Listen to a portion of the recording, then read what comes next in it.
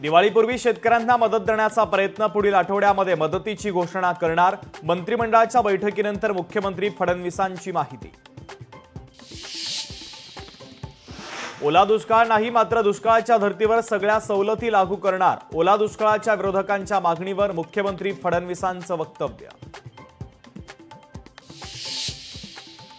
नुकसानग्रस्त भागाचे तात्काळ पंचनामे होणं काहीसं अवघड। अद्याप शेतामध्ये पाणी आणि गाळ कायम।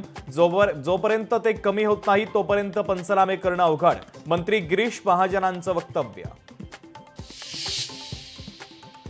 राज्यभरातल्या पूरग्रस्त भागातून आतापर्यंत 41,000 पूरग्रस्तांचं स्थलांतर। सोलापूरमधून सर्वाधिक अर्थात 13,724 पूरग्रस्तांचं स्थलांतर। महिनाभरामध्ये राज्यात 26 लाख हेक्टरवरील पिकाला फटका। खरीप हंगामातील 52 लाख हेक्टरवरील पिकं गेली पाण्यात। शेतकरी संकटात असताना बँकांकडून कर्ज वसुलीसाठी तगादा।